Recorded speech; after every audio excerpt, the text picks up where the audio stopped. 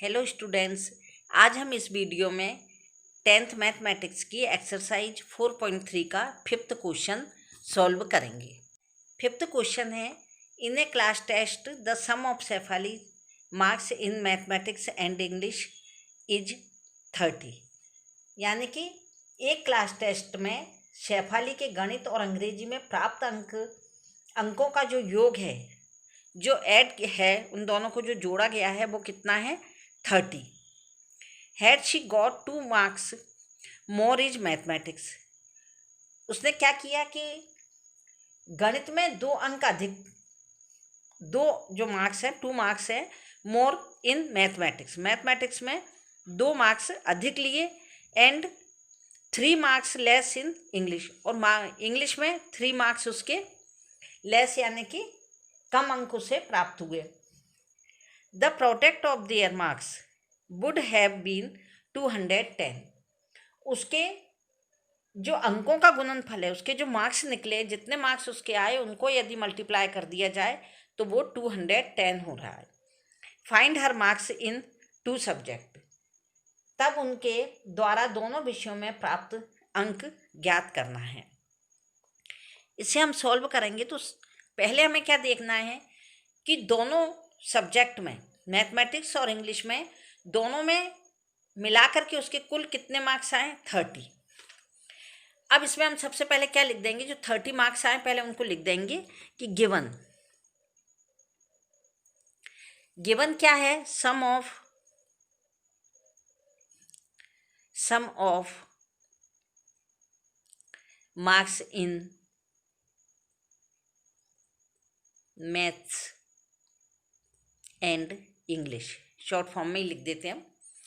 इसमें हिंदी मीडियम के बच्चे लिखना दिया है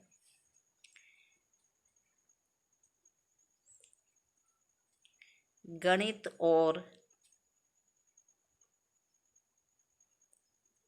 अंग्रेजी में प्राप्त अंकों का योग कितना दिया है? 30। सम ऑफ मैथ एंड इंग्लिश कितना दिया है इसमें? 30। अब यदि उन्होंने क्या कहा है कि अब हमें क्या मानना पड़ेगा? हमें ना तो उन्होंने यह बताया है कि मैथ में कितने मार्क्स आए मैथ्स में, और ना यह मालूम है कि इंग्लिश में कितने आए। तो हम इनमें, जब हमें कोई भी नहीं मालूम रहता, तब हम किसी एक को मान लेते हैं। तो हम इसमें लिखेंगे कि लेट द, अब हम मैथ के नंबर इसके एक्स मान लेते हैं। Let the marks in maths be x. माना कि, हिंदी मीडियम वाले इसको लिख लेना क्योंकि काफ़ी लेंदी हो जाएगा क्वेश्चन। माना कि गणित में प्राप्त अंक कितने हैं? एक्स। अब हम इसके बाद में लिखेंगे कि जे एक्स हैं और दोनों का सम कितना है, दोनों का योग कितना है? 30। तब क्या होगा कि then the marks in English में कितना हो जाएगा? 30 माइनस एक्स। क्योंकि अब इसमें हिंदी मीडियम में हम लिखेंगे कि माना कि गणित में प्राप्त अंक एक्स हैं, तब इंग्लिश में प्राप्त अंक कितने हो जाएंगे? 30 में से हम एक्स को माइनस कर देंगे। क्योंकि यदि आपसे एक उदाहरण देखिए, हम आपको बता देते हैं, एग्जाम्पल देखिए कि मान लीजिए कि आपकी दोनों पॉकेट में मिला करके 30 रुपीज़ है। एक हमने माने हैं और उसमें हम कह रहे हैं कि हमें मालूम है यानी ज्ञात है कि आपकी एक जो पॉकेट है उसमें 10 रुपीज़ है। तो सेकंड पॉकेट में कितने होंगे? 20 होंगे, क्योंकि हम क्या करेंगे? 30 में से उसको 10 को माइनस कर देंगे।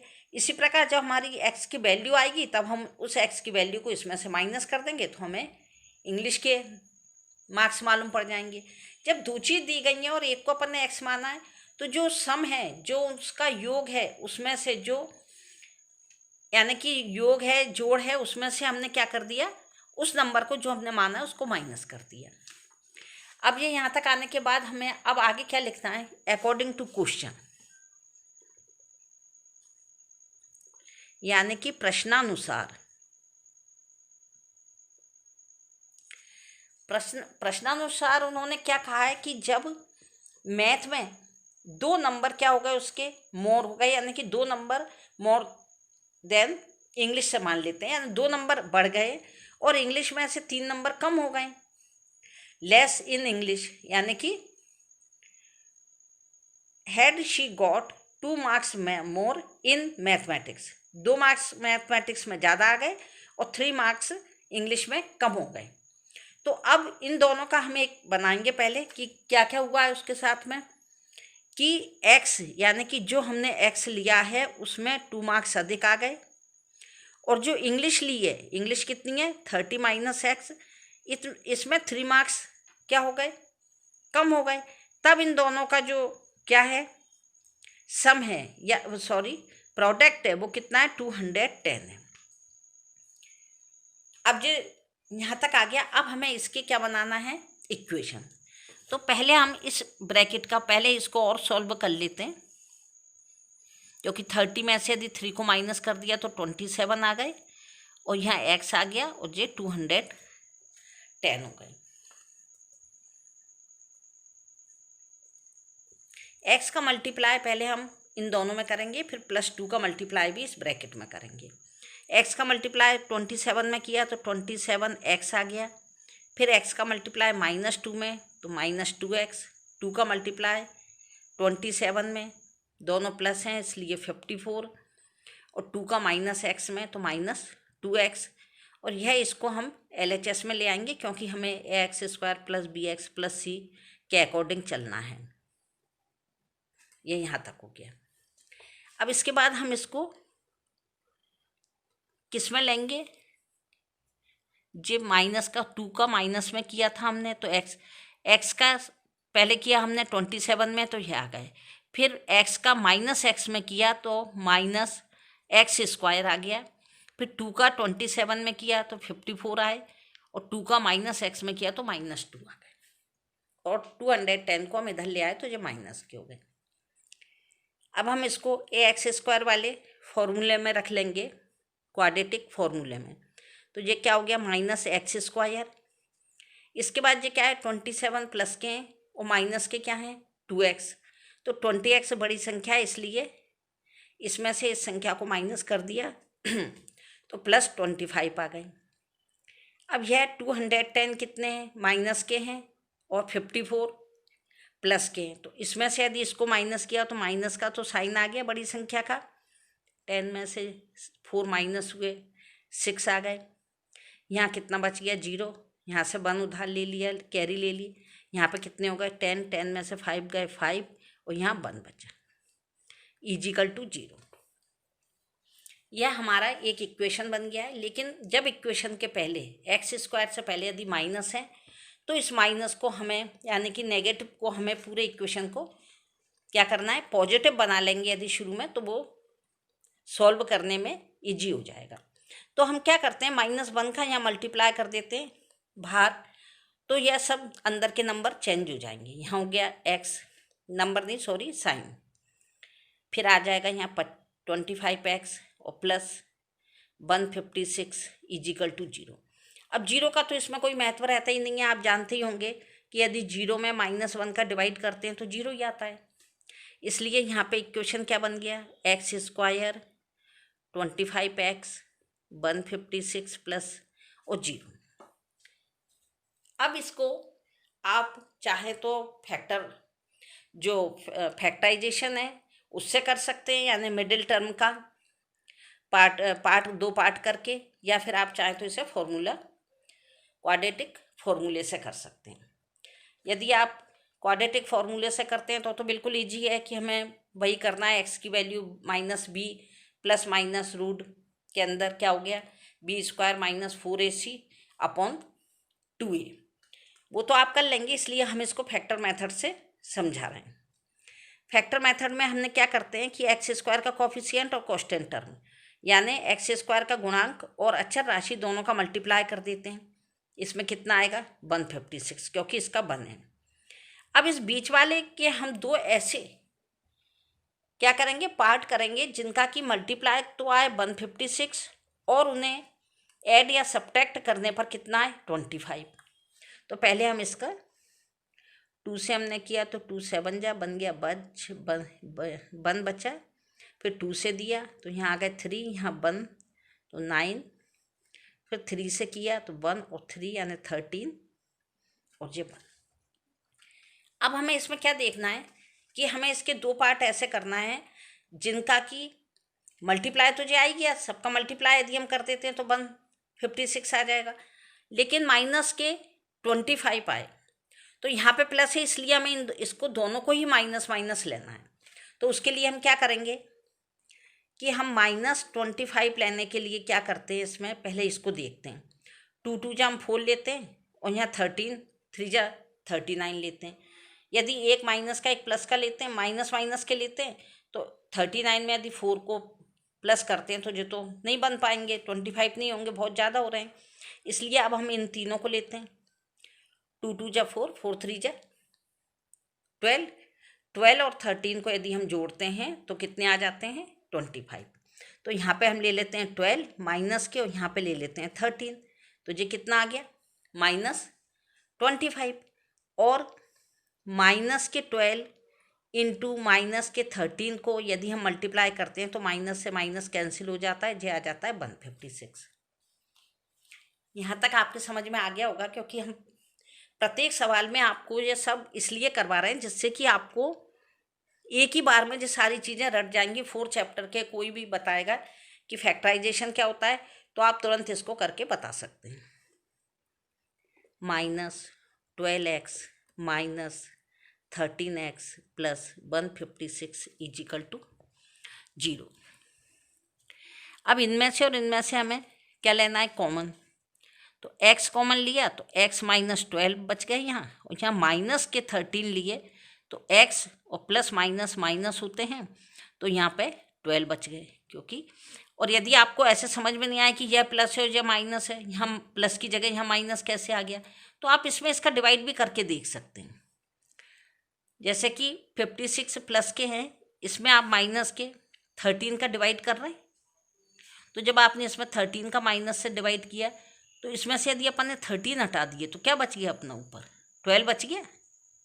अब ये जो यहाँ का माइनस है वो यहाँ से इस जगह पर आ गया, तो ये इस तरह का आ गया। अब एक ब्रैकेट जो सेम है वो हो गया x -12 और एक ब्रैकेट हो गया x -13 इजिकल टू 0। तो x -12 इजिकल टू 0 और x -13 इजिकल टू 0। तो x इजिकल टू जो माइनस के इधर चले गए तो कितने हो गए 12 और ये प्लस के हो गए 13। यानी कि इसकी 2 वैल्यू आ गई x की, कौन कौन सी, एक 12 आ गई और एक 13 आ गई।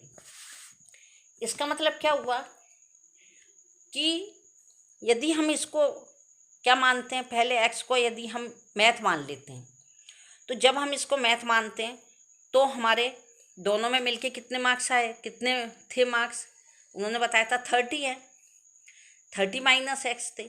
तो जो 12 वैल्यू निकली उसको हमने यदि माइनस कर देते हैं, मैथ के जो मार्क्स हैं उनको यदि हम 30 में से माइनस कर देते हैं तो वो किसके निकल आते हैं, इंग्लिश के। और यदि हम 13 को मानते हैं, यहाँ पे 13 मानते हैं कि मैथ में आ रहा है, तो 30 में से यदि हम 13 को माइनस कर देते हैं तो किसके निकल आते हैं, इंग्लिश के। तो एक इसमें हो गई 12 और 18 और एक इसमें हो गया, यदि हम 13 को माइनस करते हैं तो 13 और 17। अब इन दोनों को किस तरह लिखना है ये हम आपको बताते हैं। इनको आंसर में आप लिखिएगा, इफ़ द मार्क्स, हम बहुत शॉर्ट में लिखवा रहे हैं, मार्क्स इन मैथमेटिक्स ही लिख लेना आप, हम यहाँ पर मैथ्स लिखवा रहे हैं, maths are 12, then marks in English will be, कितने हो जाएंगे 30 माइनस 12 इजिकल टू 18। यहाँ तक आ गए। अब यदि हम यहाँ पे लिखते हैं कि इफ़ मार्क्स इन मैथमेटिक्स, आप मैथमेटिक्स लिख लीजिए इस जगह, आर 13, क्योंकि 13 भी तो आए, दोनों ही पॉजिटिव आए तो हमें दोनों ही लेना पड़ेंगे। यदि एक नेगेटिव एक पॉजिटिव आता तो हम केवल पॉजिटिव ले लेते, लेकिन ये दोनों ही पॉजिटिव हैं। 13 then marks in English will be, कितने हो गए 30 माइनस 13 यानी कि 17। यह हमारे दोनों के मार्क्स आ गए। अब हिंदी मीडियम के बच्चे इसमें क्या लिखेंगे? यदि गणित में प्राप्त अंक 12 हैं तब अंग्रेजी में प्राप्त अंक होंगे 30 माइनस 12, 12 यानी कि 18। यदि गणित में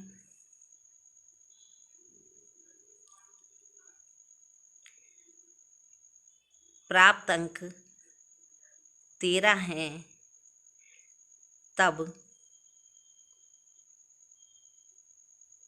अंग्रेजी में प्राप्त अंक होंगे